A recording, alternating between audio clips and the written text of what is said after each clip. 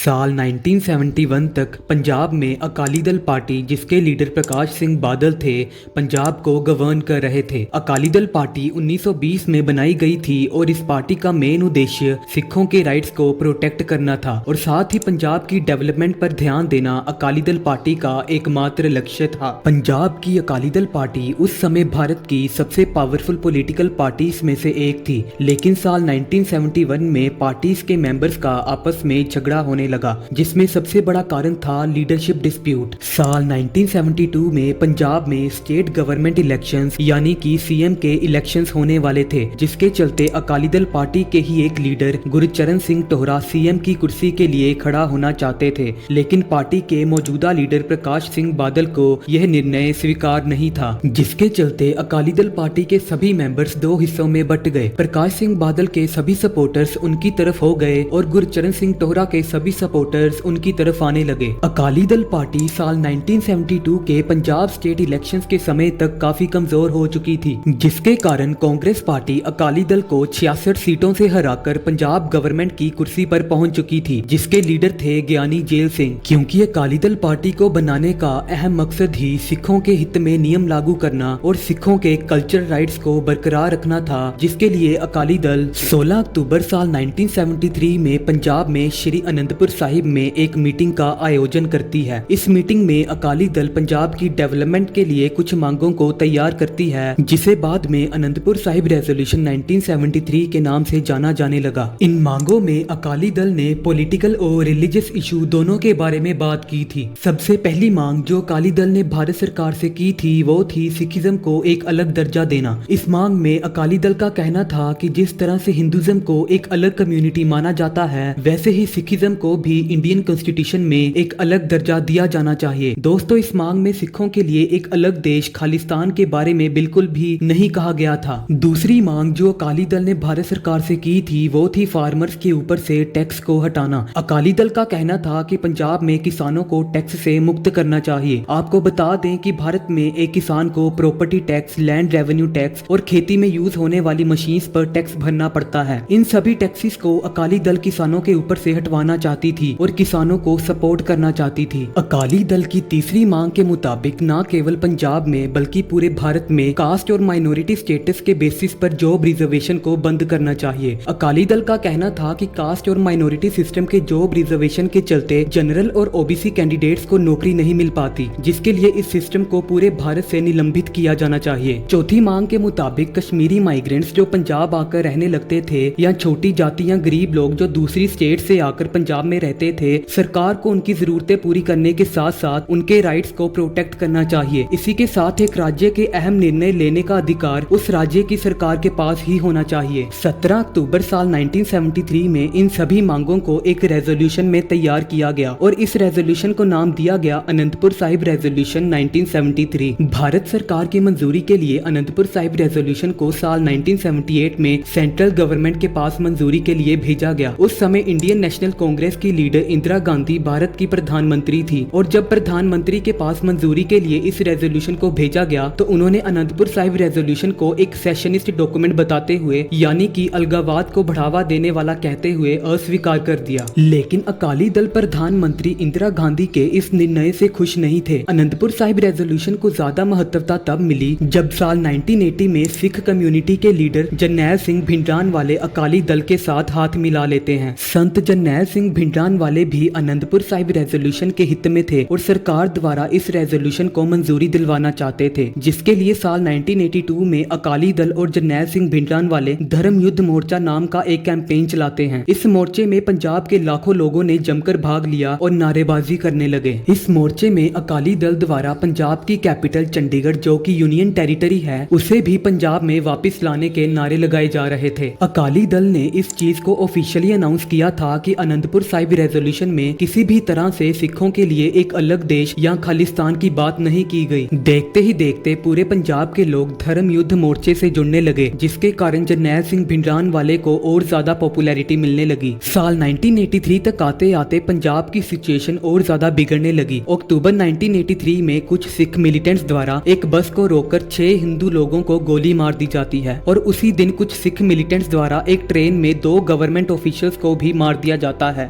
Media द्वारा इन सभी हादसों के पीछे जरनैल सिंह भिंडरानवाले का हाथ बताया जा रहा था, लेकिन इसके पुख्ते सबूत नहीं थे, जिसके बाद से ही पूरे पंजाब में पुलिस और सिक्योरिटी फोर्सेस को स्थापित किया गया। लेकिन इसके बाद भी 1 जनवरी से लेकर 1 जून साल 1984 तक 298 बेकसूर लोग इस हिंसा में मारे जाते हैं, जिसका जिम्मेदार भी भिंडरानवाले को माना जा रहा था। इस दौरान सेंट्रल गवर्नमेंट द्वारा पंजाब की सरकार को डिसमिस कर दिया जाता है और इंडियन नेशनल कांग्रेस की लीडर इंदिरा गांधी एक ऐसा डिसीजन लेती हैं जिसने पूरे पंजाब के लोगों में गुस्से और आग की लहर को खड़ा कर दिया। 1 जून साल 1984 में Indira Gandhi blue star operation launch करती हैं, जिसका लक्ष्य जरनैल सिंह भिंडरानवाले और सिख मिलिटेंट्स को मारना था। जरनैल सिंह भिंडरानवाले और उनके साथी उस समय अमृतसर के गोल्डन टेम्पल में मौजूद थे। 1 जून की सुबह जब सभी लोग गुरुद्वारे में माथा टेक रहे थे, तभी इंडियन आर्मी द्वारा गोल्डन टेम्पल में गन्स को फायर किया जाने लगता है। इस दौरान इंडियन आर्मी हेलीकॉप्टर्स और टीयर गैस का इस्तेमाल करती है भिंडरानवाले को मारने के लिए। भिंडरानवाले और उनके सपोर्टर्स की तरफ से भी इंडियन आर्मी पर फायर किए जाते हैं, जिसमें पूरे ऑपरेशन के दौरान इंडियन आर्मी के 83 सैनिक मारे जाते हैं और 239 सैनिक गंभीर रूप से घायल होते हैं। 6 दिन तक ब्लू स्टार ऑपरेशन लगातार चलने के बाद 6 जून को जरनैल सिंह भिंडरानवाले को मार दिया जाता है और उनके सपोर्टर्स में से 1592 लोग पकड़े जाते हैं और 493 ऑपरेशन के दौरान मारे जाते हैं, जिन्हें सिख मिलिटेंट्स बताया जा रहा था। सरकार ने भले ही गोल्डन टेम्पल में हुए इस ऑपरेशन के दौरान भिंडरानवाले को मार दिया था, लेकिन एक पवित्र स्थान गोल्डन टेम्पल में हुए इस खूनी हमले से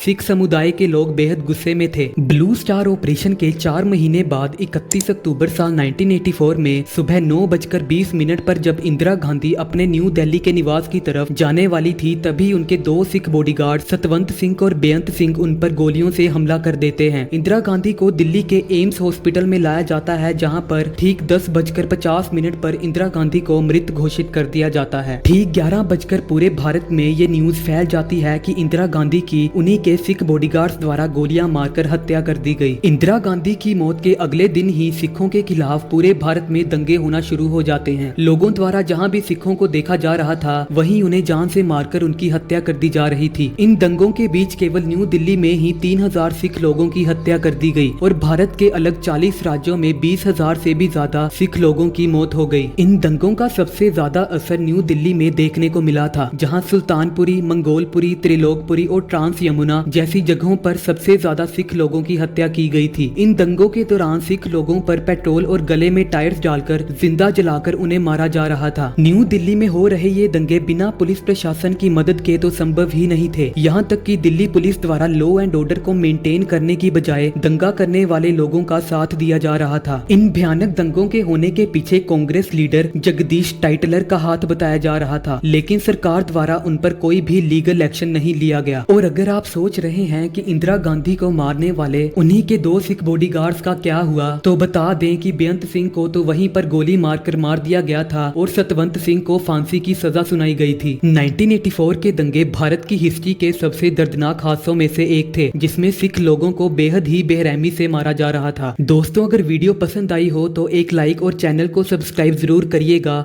और मिलते हैं ऐसी ही एक शानदार वीडियो के साथ।